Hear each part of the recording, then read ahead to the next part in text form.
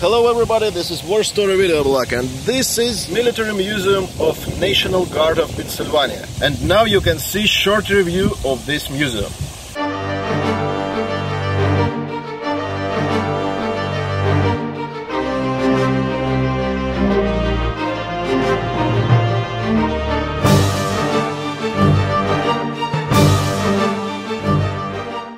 So we are in museum, and I'm Alex. Hello. Hi there, I'm Charles, and I'm the director and curator of this museum, which is the Pennsylvania National Guard Military Museum, located here at Fort Indiantown Gap in Pennsylvania, near Harrisburg and Annville. Our museum was started in 1986, right here on Indiantown Gap, and we began very small, just searching for items in storage out here to start the museum. But then over the years, many items were donated to us, and other items we found in storage as the years went along.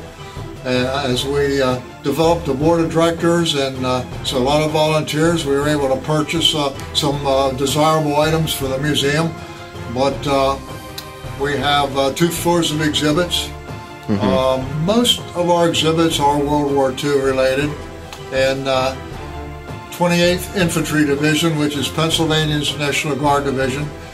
We do the non-divisional units such as the 213th Area Group and also Pennsylvania Air National Guard. Our Air National Guard was founded in 1947 when they became, Air Force became a separate branch of the military.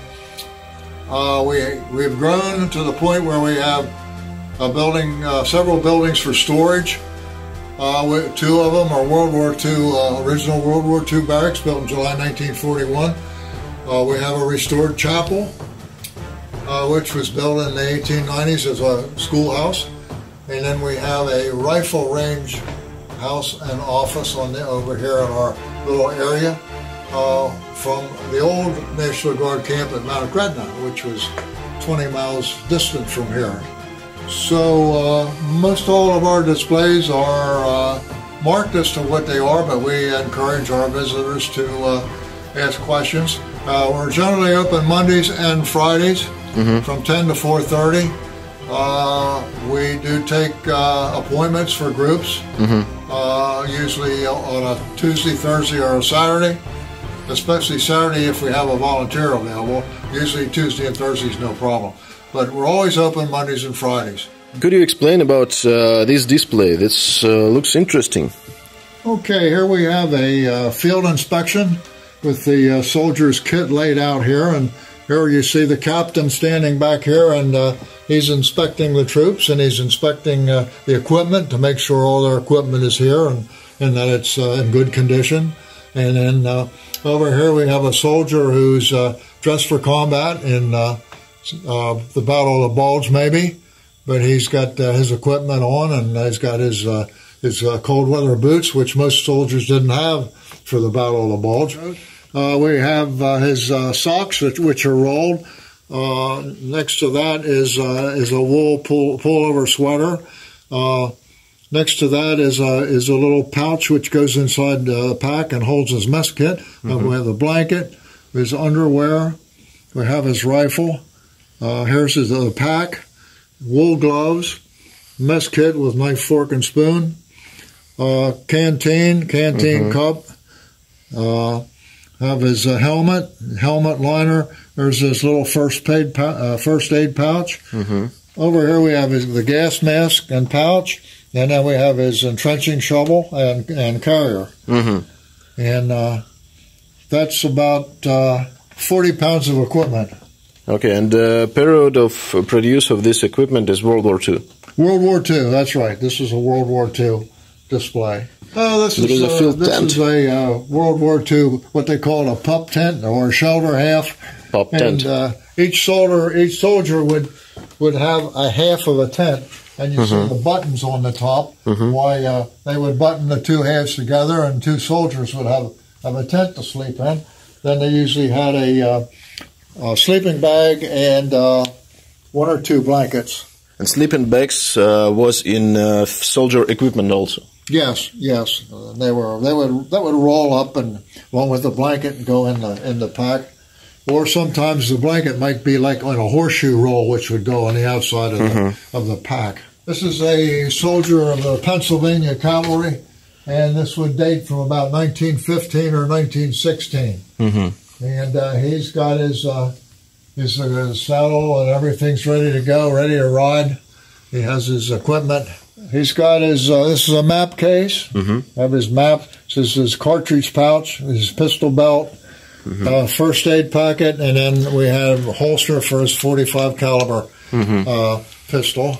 Yeah, the horse has got his saddle bags, tin cup, non-regulation tin cup, canteen. He got his blanket roll. There's his rope on top. And no, that's his, I think, yeah, there's a blanket in there, and then there's another blanket on right here on the saddle horn. Because 2 blankets in a field is better than 1 blanket. Oh, right, yeah. Yeah, this is a little collection of things that belong to a surgeon, a doctor who was surgeon in the 112th Infantry, the 28th Division. He was captured in the first day of the Battle of the Bulge, and he ended up in Auflag 13B, which was an officers' camp at Hammelburg, Germany, and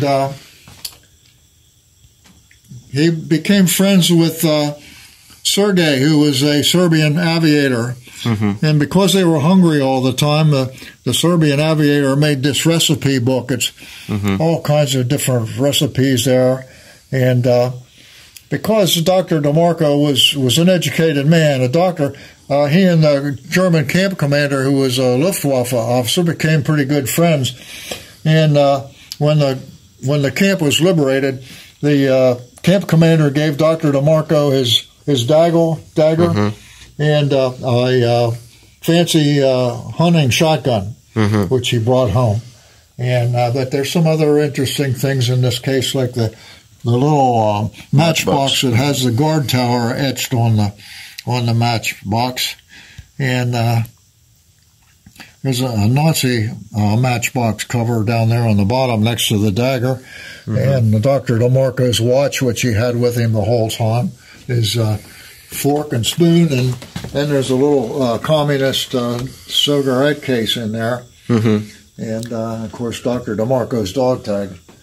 It's very interesting and impressive display. This was on loan to the National Guard Museum in Washington, National Guard Bureau Museum in Washington, D.C. They had this collection for 2 years on display. We just got it back not too long ago. Okay. And did you film this? Not yet. This is a tribute to the founder of our museum, a man by the name of Frank Smoker. And he was a B-17 navigator, and he flew 26 missions as a 19-year-old young man. And we have his little light jacket here, which was quite small.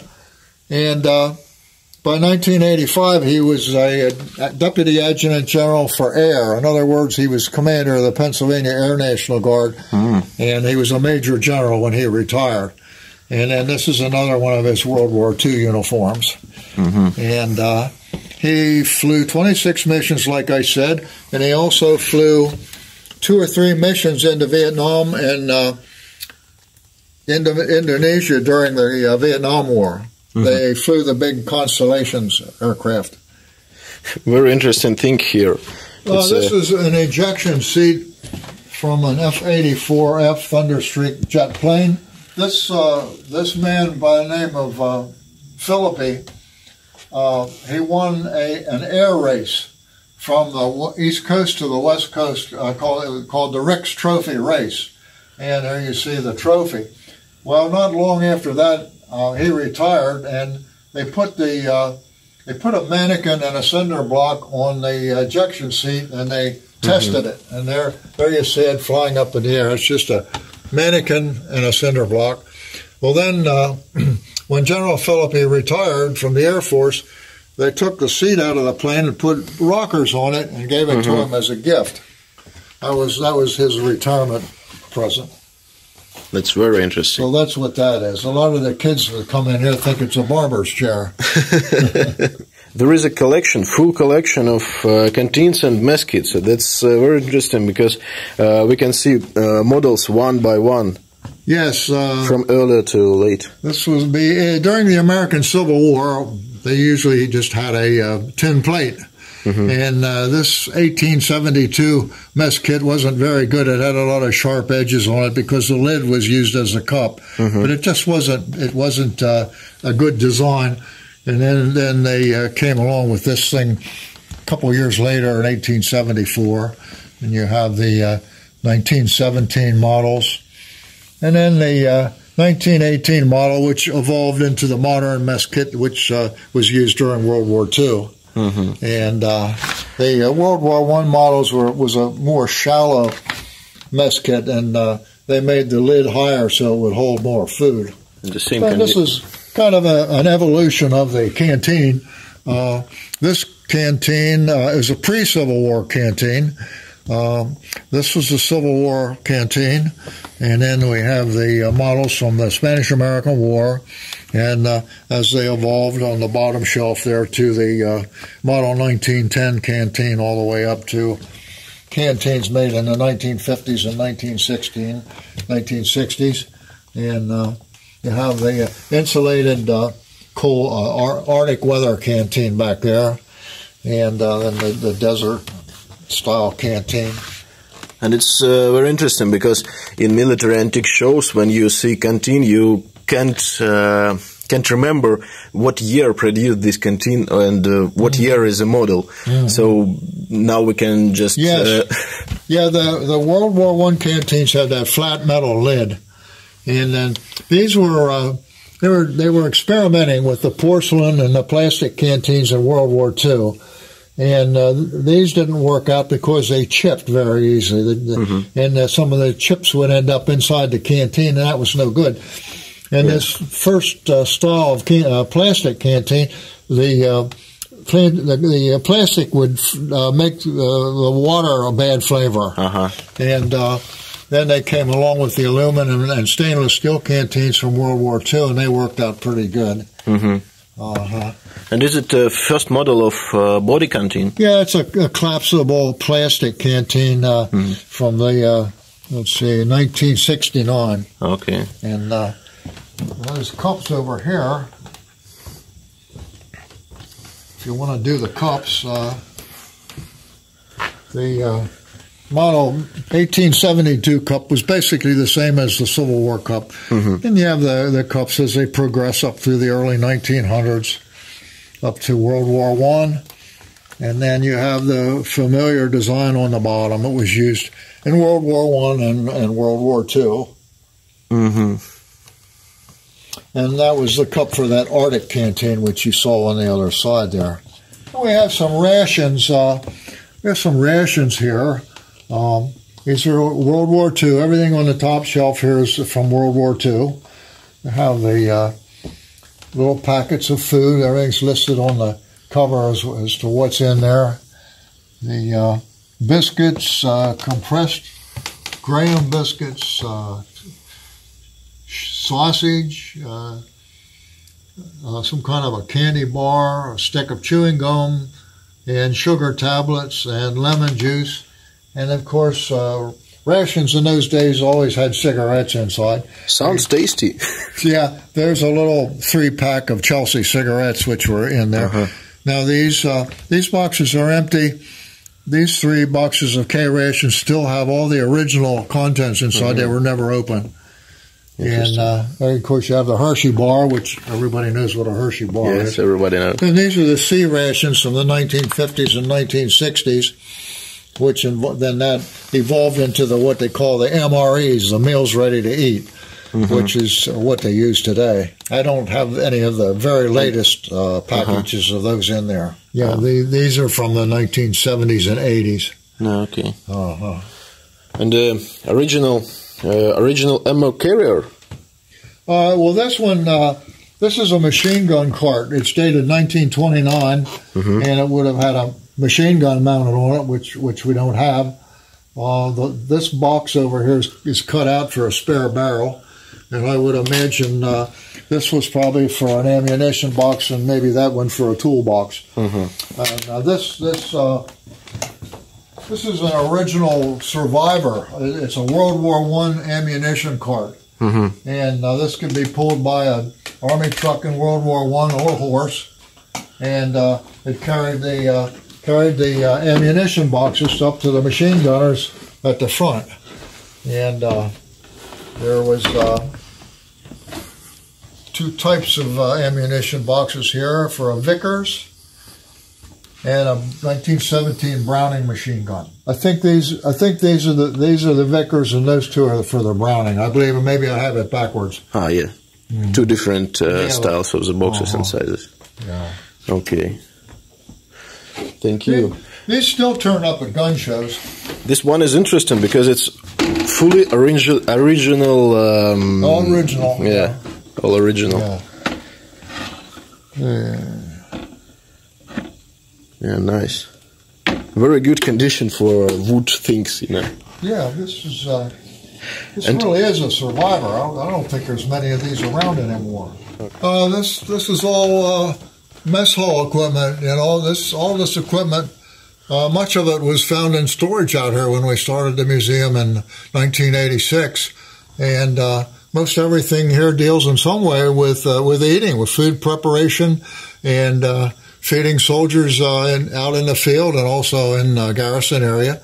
You can see up here in the corner, you can see the fellow sitting at the table there, which would have been either in a day room or a mess hall. And this is about 1956. This would represent, and it'd be the same thing in World War II. I mean, it'd be basically the same, except the uniform is from about 1958. Okay. And we have the Lister bag, which is for water storage when they were out in the field, and of course the emergent heater, which boiled water so they could clean the mess kits. And there was always 3 of these in a row outside of the mess hall or the mess tent, and after you ate, you would have to clean up your mess kit, you know, in that boiling water. Okay. Yeah, first thing you do is take the brush and you clean whatever food was left on your plate, and then the next 2 would be just boiling and boiling and boiling, and there you dip the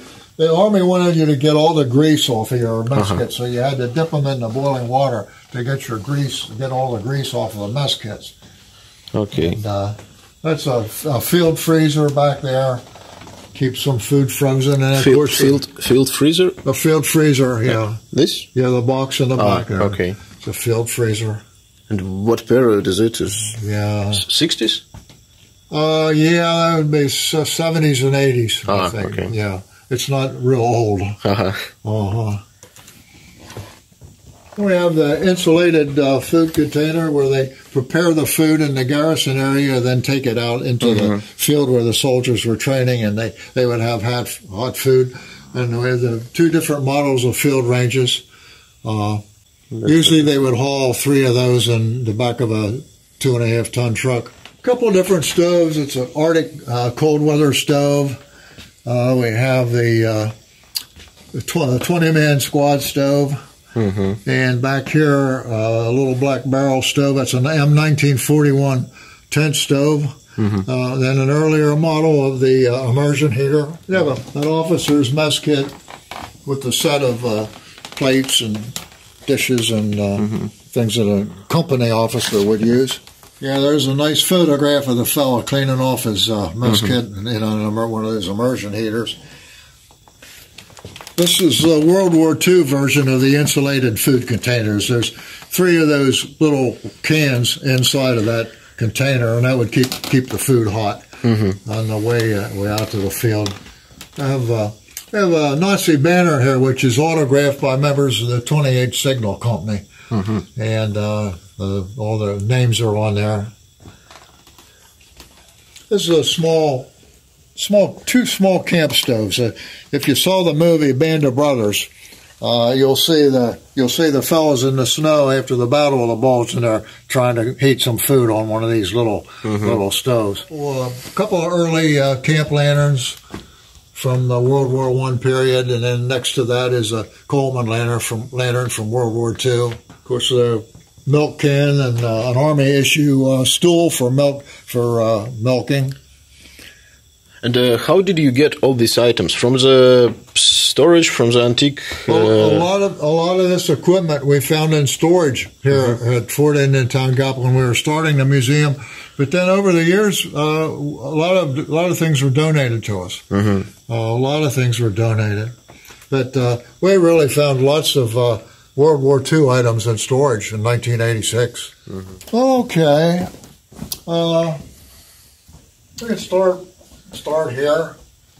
This case shows some of the early insignia worn by members of the Pennsylvania National Guard in the late 1800s up until about right before World War I.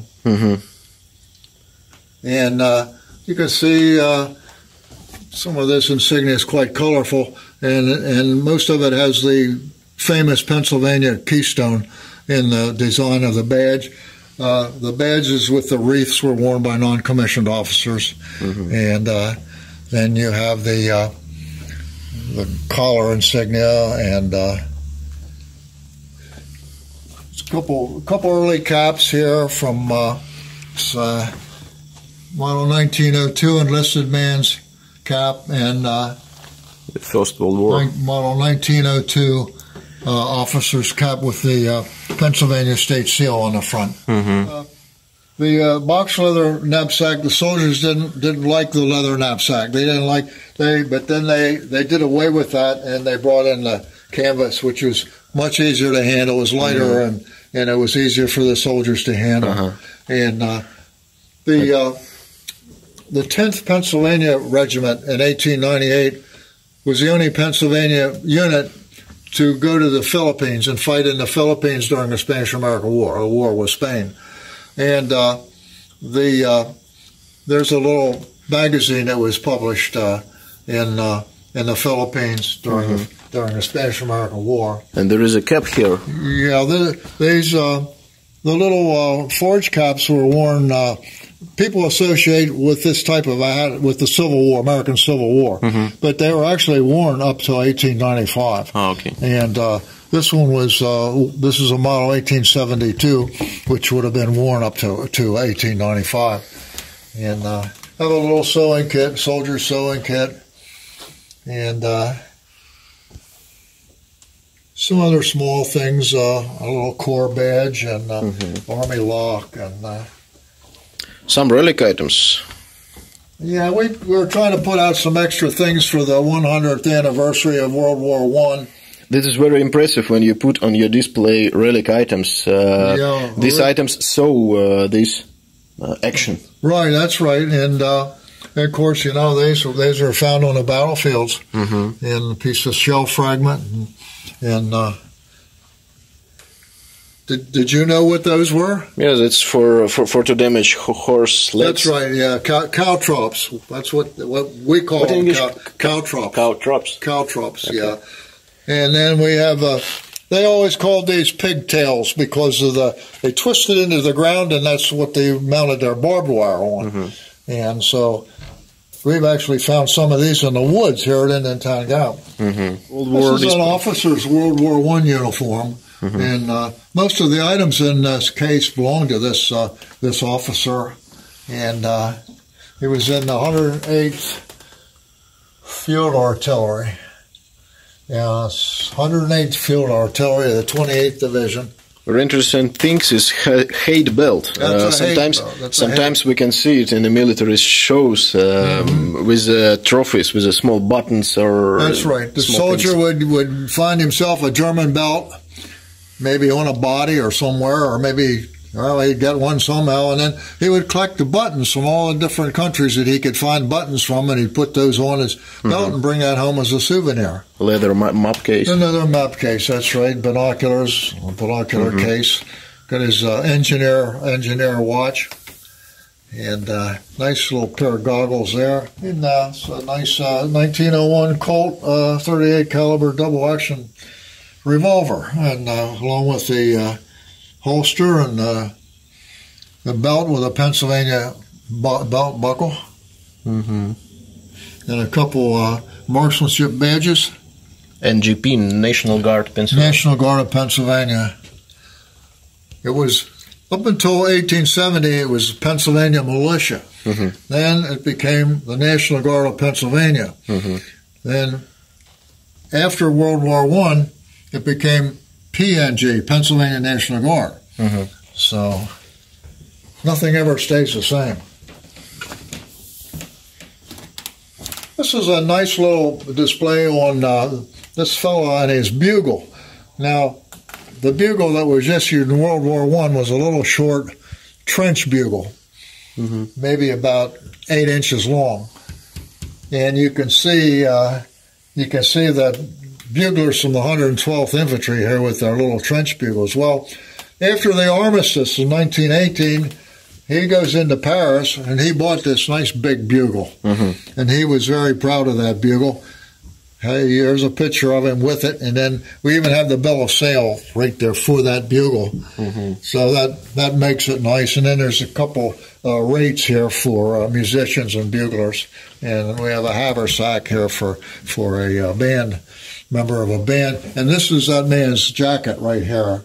That's his jacket. He's got his PFC rate right here on the sleeve as a bugler. And a lot of people think this red stripe is a private first class stripe, but it's not. It's an honorable discharge stripe. That shows he was honorably discharged after the war. These are two 6-month tours overseas. 2 6-month tours. And if he had any chevrons on this sleeve down here, they were wound badges, and then that would show it whether he was wounded or not. And here we have a few weapons, some of the earlier muskets. So we have the 45-70 trapdoor musket. We have the Krag rifle and a couple other muskets here. So Civil War Lehman musket, and we have another 45-70 trapdoor. That's the Civil War musket, and there's a NGP cartridge belt. This and a couple of the little marksmanship medals. There's one that's gold. Some trophies. These large trophies we found in storage. We found these in storage out here in 1989, and each one was in its own wooden crate, and they were still wrapped in 1919 dated newspapers. This is our medical display. A lot of this we found in storage out here. This would not have been in this building in World War II, but we wanted to display it, so we used this room, and I think it makes a nice little display.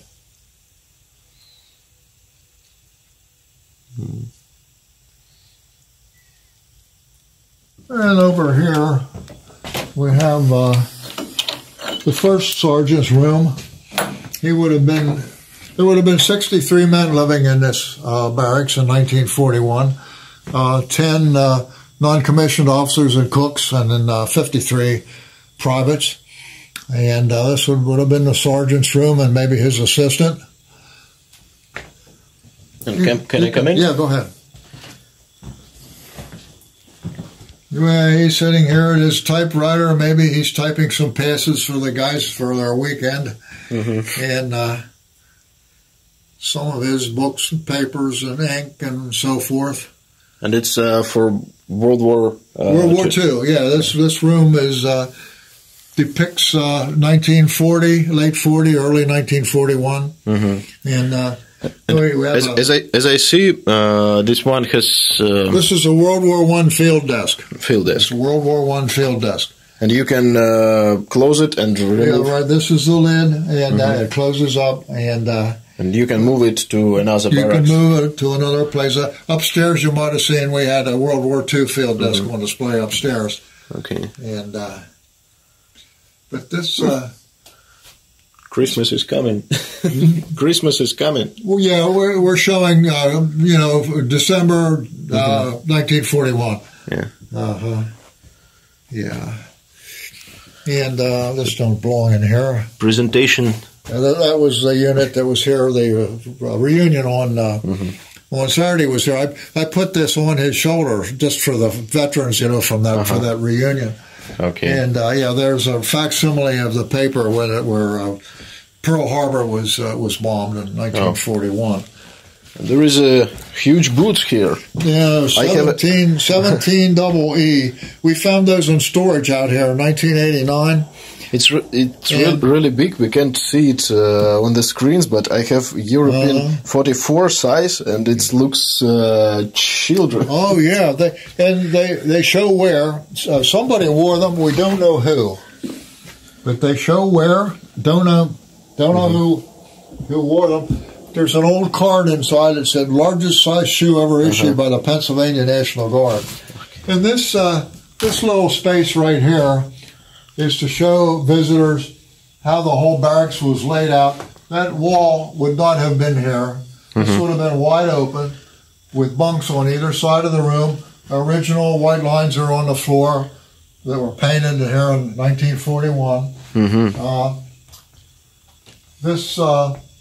This man is wearing the blue Army issue fatigue uniform, which the Army was phasing those out in 1941. Only the Army engineers and the Coast Artillery were still wearing these, and a few signal battalion people. But they're Army issue. They have U.S. Army on the buttons, and they're quite rare. The leggings and the boots are all original. Then the fellow over here next to him is dressed in the more familiar brown uniforms.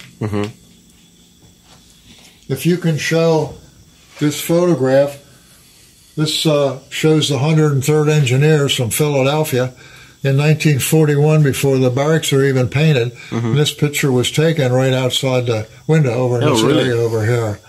And, of course, all those buildings are gone now. Yeah. There's a few more weapons here. Of course, the 1917 Enfield over there, which was used in World War I. 1917 Enfield. The 1903 Springfield, also used in World War I. Most American troops used the 1917 Enfields in battle in Europe. And we have the famous M1 rifle, which is a workhorse of World War II. We have the M1 carbine right here, which is a much lighter version. And then this is a rising submachine gun, which is a small, light submachine gun used mostly by the U.S. Marines. Well, we have the 1901 model Gatling gun. It's a Colt. It's a 30-06 caliber. It's a 1901 model on an 1880 carriage. It's not in the best of condition, but anyway, it's a nice example to show people. And in the Pennsylvania National Guard, they had a Gatling gun battery in Phoenixville, Pennsylvania, which was down near Philadelphia. This little seat would fold up, and the operator would sit on that. The crank was here. He would turn the crank. The barrels would turn clockwise, and each barrel, as it reached this point, this is where it would fire. Had a gravity feed magazine that went in the center. It held 50 rounds, and you could fire it as fast as you could turn the crank, and a crew member would throw the empty magazine on the ground and put a loaded one in, and they're ready to go again. This is a 37 millimeter cannon. These were developed as an anti-tank gun in World War I. This was made by Bethlehem Steel Company, and they were actually upgraded for World War II, but they weren't very good. They weren't very powerful. This is the 08 Maxim machine gun. The Maxim machine guns were invented by an American inventor by the name of Hiram Maxim. And The United States didn't bother to pick up any of the patents on this design, and of course European governments did pick up the patents, and the Germans manufactured these things and used them against us, and they killed a lot of Americans in World War I. And it was water-cooled. I don't have the hose and I don't have the water tank, but it's water-cooled, crew-served, and you can see, might not be able to get a good picture of the German crew here, but you can see them there in that photograph.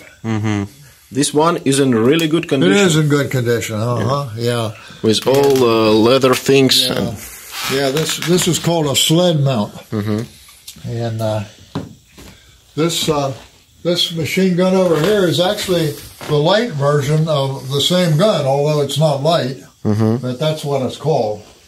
And this man was a lieutenant colonel who was on the staff of the governor of Pennsylvania. He was an aide-de-camp to the governor of Pennsylvania, and his name was Daniel Shep. And this is an 1898 uniform, and this is his 1895 dress uniform. And this shows that he was in the Quartermaster Corps. Quite rare. Yeah, it's beautiful condition. It's really we were able to purchase these, and then over here we have three of his hats in the original boxes, and everything is in mint condition. It's just amazing that it's like new. And it has the gilt embroidered Pennsylvania state seal, and the gold keystone in the center, that indicates he was on the staff of the commander-in-chief, who was the governor. And we have the 1895 forage cap. This is a 1902 cap, and this is also a later 1902 cap when he was a quartermaster general. Okay, thank you for your expertise, and thank you for your showing your museum. Thank you very much. Quite welcome. Thank you. Thank you for coming today. And I will put directions to find the museum under the video. And see you soon on War Story with Obzor. Don't feel bad. Your English is much better than my Russian.